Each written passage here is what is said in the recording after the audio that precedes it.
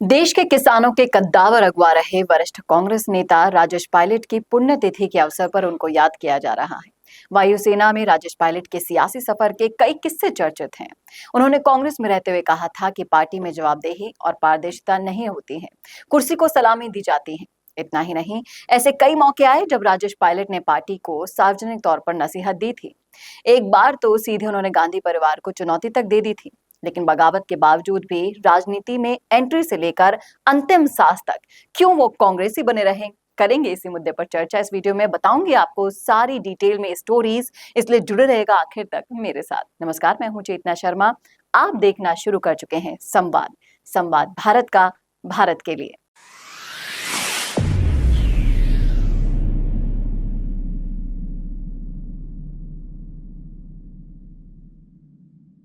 आज के दौर में जो कांग्रेस खोखली नजर आ रही है, उस खोखलेपन को राजेश पायलट ने पहले ही देख लिया था और बगावत भी की थी।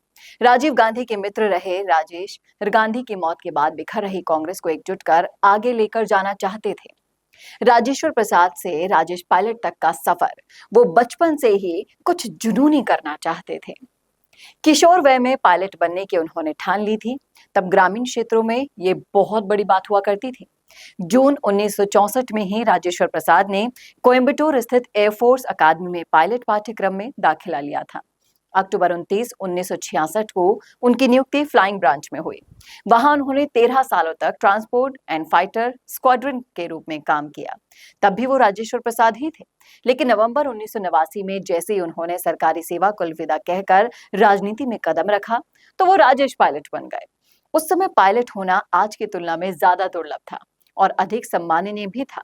और यही कारण था कि जब वो 1980 में भरतपुर से पर्चा दाखिल कर रहे थे, तब कांग्रेस कार्यकर्ताओं ने उनसे अपने नाम के आगे पायलट लिखने का आग्रह किया और उन्होंने पहला ही चुनाव जीत लिया। राजनीति शुरू करने के लिए वो सीधे इंदिरा गांधी तक पहुंच गए थे।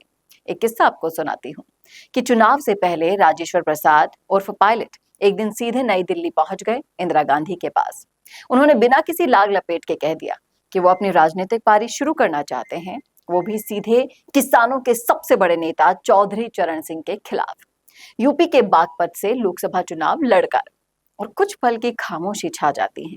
तब इंदिरा गांधी बोलती हैं कि मैं आपको राजनीति में नहीं आने की सलाह देती हूँ। आप वायुसेना से इस्तीफा ना दे, आपका भविष्य वहीं उज्जवल है। तब उन्होंने तपाक से उनको जवाब दिया कि इंदिरा मैडम, एयरफोर्स में रहते हुए मैंने हवाई जहाज से दुश्मनों पर बम बरसाए हैं, तो क्या मैं लाठियों का सामना नहीं कर सकता? इंदिरा गांधी ने उस समय तो उनको कोई वादा नहीं किया, लेकिन बाद में उन्हें भरतपुर से लोकसभा का टिकट मिला।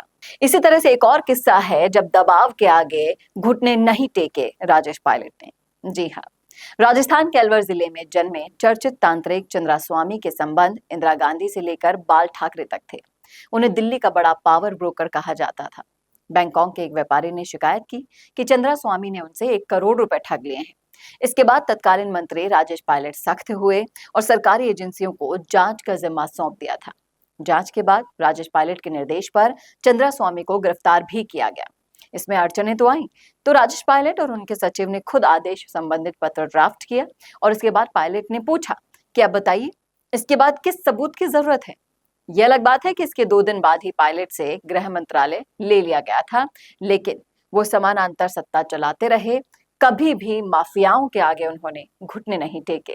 कांग्रेस में कई बार बगावतों का सामना उन्हें करना पड़ा, लेकिन अंतिम सांस तक वो कांग्रेस ही रहे। पायलट होने के नाते संजय गांधी से उनकी नजदीकियां ज्यादा थी और बाद में वे राजीव गांधी के भी करीबी थे। जब राजीव गांधी की हत्या हुई, तब राजनीति में उथल पुथल मच गई थी। इसके बाद राजेश पायलट ने कई मौकों पर तेवर भी दिखाए थे। 1997 में इसका पहला उदाहरण देखने को मिला था। राजेश पायलट ने सीताराम केसरी के खिलाफ कांग्रेस अध्यक्ष पद पर चुनाव लड़ा, जिसमें वे सफल नहीं हो पाए थे। ये वो दौर था जब कांग्रेस बिना गांधी परिवार के नेतृत्व के चल रही थी और लगभग बिखरती हुई नजर आ रही थी। और माना जाता है कि यही कारण था कि सोनिया गांधी ने 1997 में कांग्रेस ज्वाइन की और 1998 में वो पार्टी के अध्यक्ष बनी, जब जितेंद्र प्रसाद ने सोनिया गांधी के खिलाफ चुनाव लड़ा और इसमें राजेश पायलट ने जितेंद्र प्रसाद का साथ दिया। इसी दौरान 11 जून 2000 को जयपुर आते समय एक सड़क दुर्घटना में राजेश पायलट की मौत हो गई। और जितेंद्र प्रसाद भी चुनाव हार गए और सोनिया गांधी लगातार कांग्रेस अध्यक्ष पद पर बनी रही। लेकिन आखिरी वक्त तक राजेश कांग्रेस के सच्चे सिपाही बने रहे। तो ये थे उनके जीवन के कुछ किस्से जो अनसुने रह गए थे। इस वीडियो के माध्यम से हमने आपको बताने की कोशिश की है। कैसा लगा वीडियो कमेंट करके जरूर बताइएगा कमेंट बॉक्स में। और ऐसे ही और वीडियोस के लिए देखते रहिए संवाद, भारत का भारत के लिए। My friend, need a spokesperson video? So I have the solution to your problem. Hey, I'm Chetna and I am an India-based presenter. I come from news, acting, drama and performance background. That means I can attend your expectations very well. That's what good marketing is all about. So, if you want something serious and cooperating terms, I can deliver that for you. If you want casual or professional or anything in between, I can do for you. And if you need any background, overlay text, add logo or custom outfit provided for you. So, if you want to know more, check out my gigs available on account and message me. I will get back to you as soon as possible.